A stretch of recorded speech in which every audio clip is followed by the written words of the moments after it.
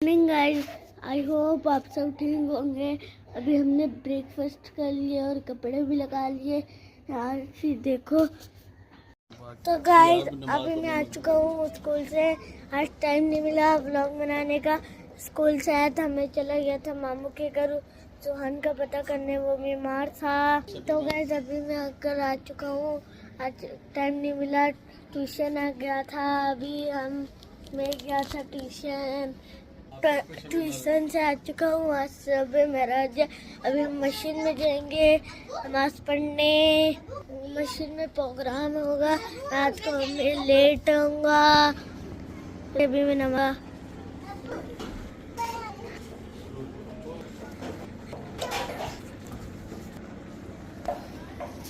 Lima नाच रही थी।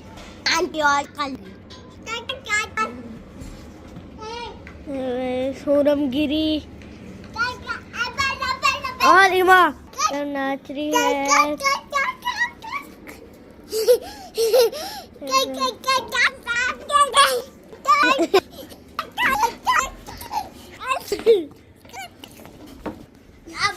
देखो गाइस,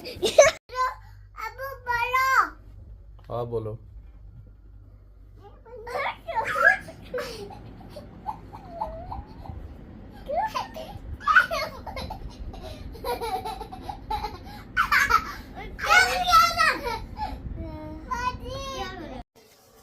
तो गाइस अभी अब्बू और मैं हम जा रहे हैं मशीन में सब करने।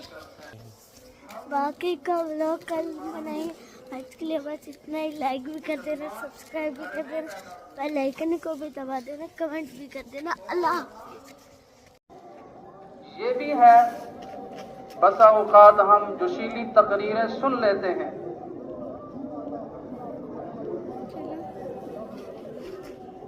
तरन्नुम के अंदाज में सुनने के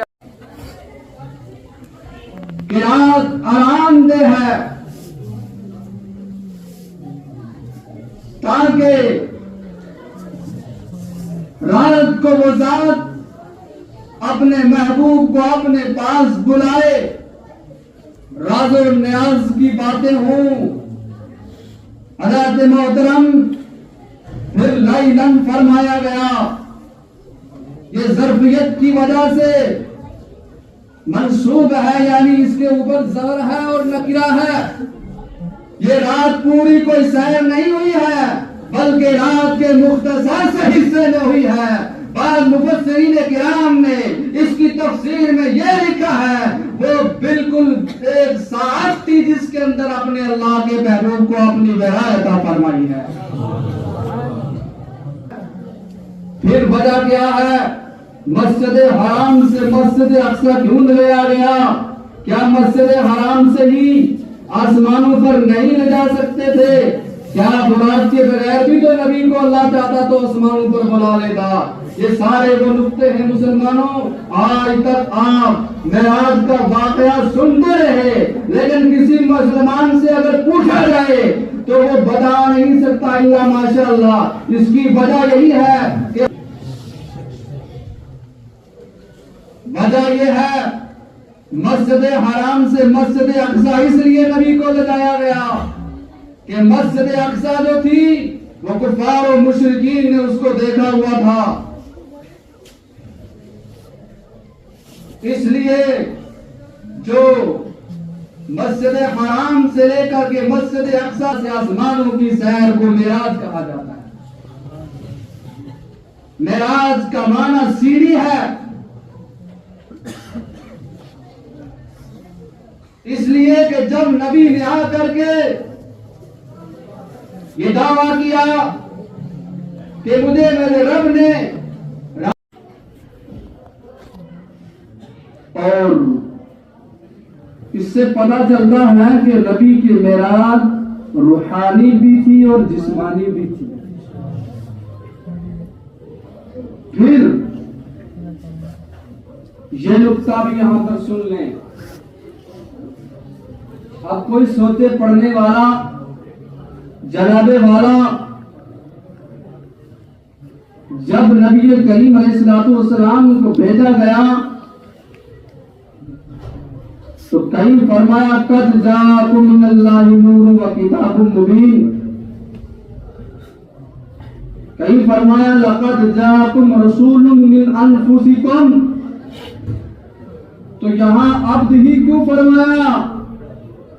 जनाबे वाला उस एतराज का जवाब यह है, जब नबी रब की बारगाह से मखलूक की तरफ आ रहे थे, जब मक्का की वादियों में, मदीना तैयबा के गलियों में और ताइफ के मैदानों में, और जब जनाबे वाला बदर और हुनैन में जा रहे थे, तो कुरान ने ऐलान फरमा दिया, रब की बारगाह से मेरा महबूब आ रहा है, मेरे बंदों को राह हिदायत देने के लिए, राह हिदायत बताने के लिए, मखलूक के खुदा को राह का, खुदा का रास्ता दिखाने के लिए।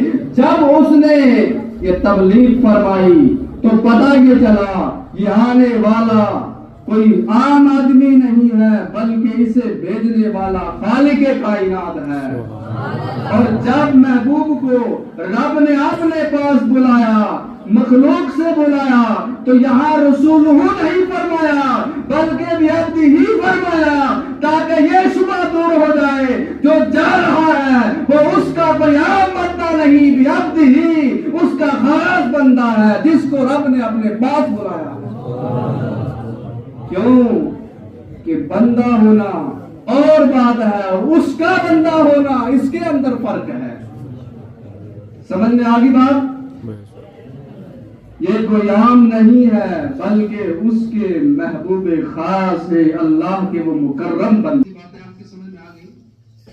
जब नबी करीम सल्लल्लाहु अलैहि वसल्लम हुए रास्ते में पुकार को सुन लेते तो आपकी उम्मत दुनिया के अंदर गर्क हो जाती। जहां पर रुक करके मैं थोड़ी वजाहत करना चाहता हूं। मुसलमानों, आज हम अपने सीने पर हाथ रखें। हदीस मुबारका के अंदर तो ये है, लेकिन खुदा आज हम किस मकाम पर खड़े हो चुके हैं? हमने यहूदियत, नसरानियत के तरीके को इख्तियार करना शुरू कर दिया है। खुदारा हमें अपनी भी, अपने बच्चों की भी, अपनी बच्चियों की भी कसम कहकर कहता हूं, आज हम ढूंढते हैं। अगर कोई इतना मसरूफ है अपनी जिंदगी के अंदर, तवज्जो चाहूंगा, फिर अपनी तकरीर को मैं खत्म करना चाहूंगा, सारे हज़ार की तवज्जो चाहूंगा। अगर इतना तुम मसरूफ हो अपनी जिंदगी के अंदर, टाइम नहीं मिल रहा है, फर्ज नमाजों को मत छोड़ो, और एक बात के ऊपर ध्यान दो, जो साहिब औलाद है, ये औलाद खुदा की नियामत भी है, और यही औलाद जब बिगड़ जाए तो ये इंसान के लिए जहमत बन जाती है। अपनी औलाद को खुदारा टाइम दो। दिन और रात हम और आप जो अपनी औलाद के लिए मेहनत और मुशक्कत कर रहे हैं,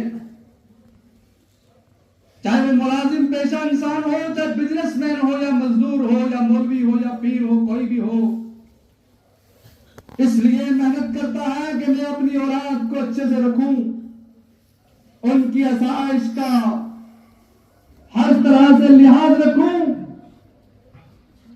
एक वालिदैन की, पेरेंट्स की ये तमन्ना होती है कि मेरी औलाद किसी अच्छे मुकाम पर पहुंच जाए।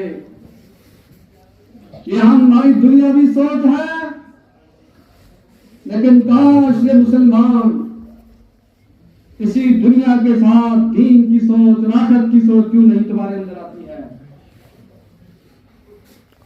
हम चाहते हैं फलां काम कर लेंगे, हमारी आखिरत बेहतर हो जाएगी। यकीनन जितने भी हमारे सालिहान हमारी बेहतरी के लिए, हमारी आखिरत को संवारने का ये एक जरिया है। लेकिन मुसलमानों, तुम्हारी वो बच्चियां, तुम्हारे वो बच्चे जो तुम्हारे साथ में दिन रोज, शब रोज जिनके साथ तुम गुजारते हो, तुम्हारी वो वाइफ, तुम्हारी वो बीवी, तुम्हारे वो वालिदैन, वालिदैन की खिदमत करोगे तो जन्नत मिलेगी। अपने अहल को हलाल लुकमा खिलाओगे तो सदका जारिया है। अपने बच्चों की तरबियत सही कर दोगे तो खुदा की कसम तुम्हारे लिए जन्नत है। हाय मुसलमान, किस वादी में हम खो रहे हैं, किस वादी के अंदर हम धक्के खा रहे हैं। कुरान हमारे घरों के अंदर है। हमें अपनी जिंदगी गुजारने के लिए अपने नबी की सीरत मिली थी। हमें अपनी जिंदगी को बेहतर बनाने के लिए हमारे नबी की सुन्नत मिली थी। हमें अपनी आखिरत को संवारने के लिए कुरान मिला था। हमें अपने आप को बेहतर बनाने के लिए दीन मिला था। हाय रे मुसलमान, आज हम और आप कहां भटक रहे हैं? हम किस वादी के अंदर गुम हो चुके हैं? हाय रे मुसलमान, हम अपनी तस्कीन के लिए अपनी ये मगरबी कल्चर, ये मगरबी तहजीब, ये मगरबी तरक्की, जितनी तरक्की कर लो आखिर जब तक हमारी जिंदगियों के अंदर दीन के कवानीन नहीं आएंगे, हमारी जिंदगी बेहतर नहीं बन सकती, हमारी जिंदगी सुकून वाली नहीं बन सकती। आखिर मैं ये कहूंगा कि नबी करीम सल्लल्लाहु ताला अलैहि वसल्लम इस उम्मत के लिए रातों को भी जागे। इस मुलाजिमीन से, बिजनेसमैन से गुजारिश करूंगा, अपनी आप को मस्जिद का नमाजी बना। आज हम जाग रहे हैं इस रात के अंदर, क्यों जाग रहे हैं? जनाबे वाला रात की फजीलत है। इस रात के अंदर जागने की बड़ी फजीलत है। लेकिन मैं हदीस करीमा से रात को जागने की फजीलत बताऊं, उस पर आप यकीन करोगे? अगर मेरी बात पर कोई आपको डाउट हो तो आज तो नेट का जमाना है, ऊपर सर्च को फौरन निकल आता है। जो मुसलमान फजर नमाज ईशा जमात के साथ पढ़ता है और नमाज फजर भी जमात के साथ पढ़ता है, उसकी सारी रात इबादत के अंदर लिखी है। उसके बाद अगर आप ये चाहते हैं कि हमें कसरत से खुदा को याद करने वालों में लिखा जाए तो नमाज तहज्जुद से ऊपर कोई फजीलत वाली नफली इबादत नहीं है।